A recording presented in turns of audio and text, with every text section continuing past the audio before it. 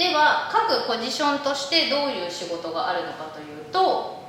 リードの役割としては、点数がそんなに離れていなかったり、アイスの状況を見たいときは一つガードを置いて中に攻めていくという形をとったり、点数が離れていてガードがいらないよっていうときは1投目から先に中に入れていくというような、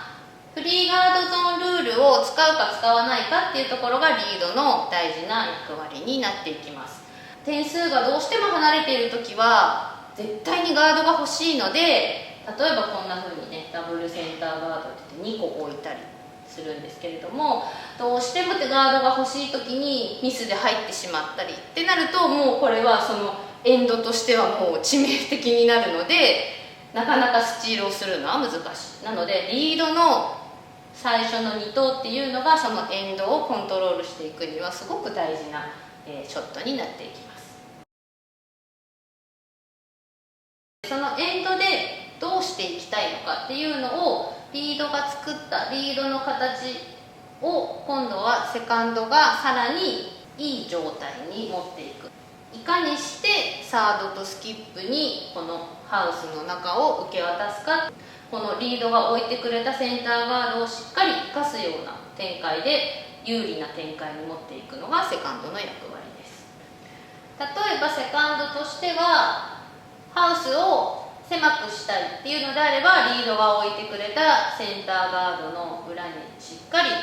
入っていくという役目が必要ですし、例えばたくさんリードをしているというのであれば、コーナーガードを外していくっていうようなショットも必要になっていきます。たくさん負けているからガードをしたいっていう考えなのか、相手がこういう風に入れてきた時にセカンドとしてはまずは前からきれいに割っていく、ガードを割るという役割がセカンドとしては多くなってくるパターンもあります。いつかこの石をね、どうにかできるような形を取れるといいです。相手の石がもちろん入っていれば、例えばしっかり出し切る、もしくは出し切ってロールするなど、相手の石を減らす役割だったり、センターに残す形を作るっていうことをしていきます。セカンドは本当このノーティックがあることによって、なんか今までだったら本当前割ればいいじゃんみたいな、割とテイクアウトが多めだったのが、しっかりとこの形を作るっていう意味では、このカムアラウンドをしっかりできなきゃいけないとか、必然的にこうやってガードがあったりするところにしっかり入れなきゃいけないとか、前までだったらこうやってバーンってテイクアウトとかできたのが、触れないがゆえにこの中に行かなきゃいけないっていう形になったりしていっています。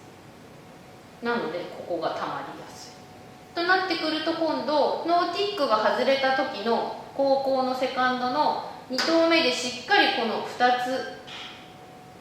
を出せるっていうのは、すごくセカンドとしては必要なスキルになってくるので、これができるともう一気にノーティックのリが破壊できるので、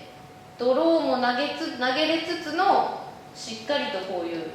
ガードのダブルテイクアウトができるセカンドがいると、チームとしては非常に心強いです。そのエンドで何をしたいかの意思をしっかりセカンドも見せるという形。これがセカンドです。